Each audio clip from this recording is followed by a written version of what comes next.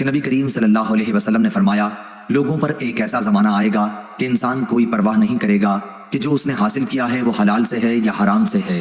صحیح بخاری حدیث نمبر 2059۔ انس بن مالک رضی اللہ عنہ نے بیان کیا کہ میں نے سنا رسول اللہ صلی اللہ علیہ وسلم فرما رہے تھے کہ جو شخص اپنی روزی میں کشادگی چاہتا ہو یا عمر کی درازی چاہتا ہو تو اسے چاہیے کہ صلہ رحمی کرے۔ صحیح بخاری حدیث نمبر 2067۔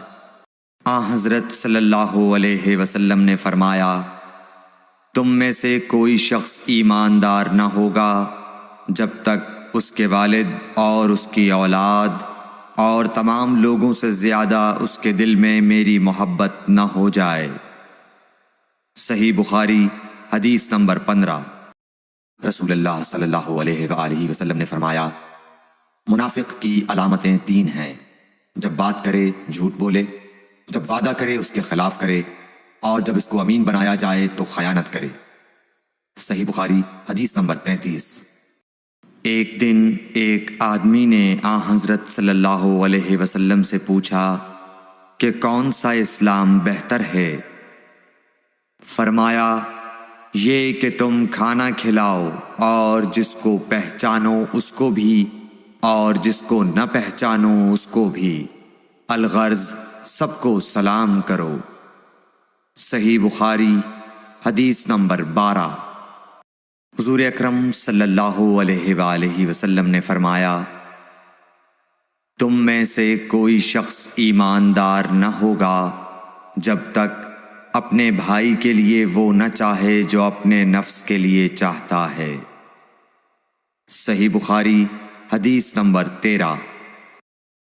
رسول اللہ صلی اللہ علیہ وسلم نے فرمایا، اسلام کی بنیاد 5 چیزوں پر قائم کی گئی ہے۔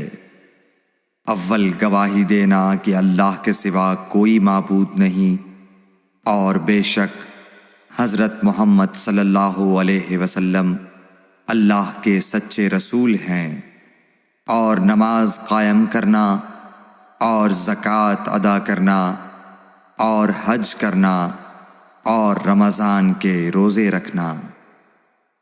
صحیح بخاری حدیث نمبر 8۔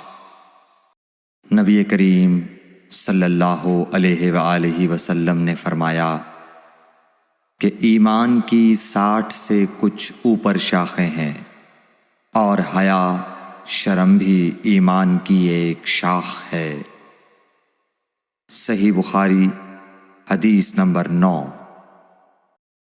نبی کریم صلی اللہ علیہ وآلہ وسلم نے فرمایا، 3 خصلتیں ایسی ہیں کہ جس میں یہ پیدا ہو جائیں اس نے ایمان کی مٹھاس کو پا لیا۔ اول یہ کہ اللہ اور اس کا رسول اس کے نزدیک سب سے زیادہ محبوب بن جائیں۔ دوسرے یہ کہ وہ کسی انسان سے محض اللہ کی رضا کے لیے محبت رکھے۔ تیسرے یہ کہ وہ کفر میں واپس لوٹنے کو ایسا برا جانے جیسا کہ آگ میں ڈالے جانے کو برا جانتا ہے۔ صحیح بخاری حدیث نمبر 16۔